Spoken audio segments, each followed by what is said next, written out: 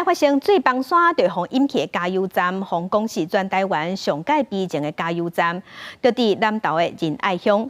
8月份的时，因为大水雨发生最崩山，加油站嘛规个风陷去。不过即马已经整理好势，恢复营运。你要加什么油？加醋，加。 员工提邀请亲切为民众服务。南投县仁爱乡南丰村这间省本土加油站，今年8月起予土石流陷去，经过1个半月抢修，总算19个营运，初期敢若当提供无烟汽油、柴油的机台，还搁咧维修，民众感觉真欢喜。很好啊，对我们来讲很大的帮助啊！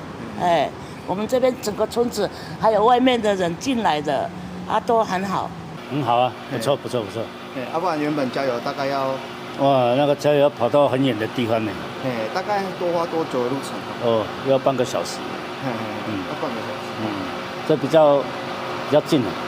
加油站外挂全台上逼前加油站的布条啊，因为最近20年来已经有4届去土石流陷去，业者讲油槽已经清理清气，加油机全面换新，油料的品质嘛通过检验。业者为了民众的需求，决定原地复业，不过也是烦恼风台大水雨带来灾害。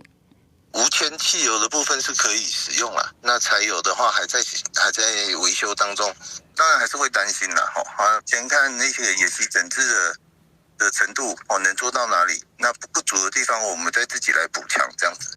同款是卡农风台灾情，仁爱乡都达1号农路到即马还未抢通，当地农民都爱冒险用人工搬运农产品引起民怨，向乡大会တင်情。乡公所表示，即搭有大崩塌地，连包厢都唔敢进场施工。它的那个土石非常松软也没有办法挖，所以你要往上山顶挖呢，又很深很高。外面的开口厂商的那个司机卡拉机都不敢挖了。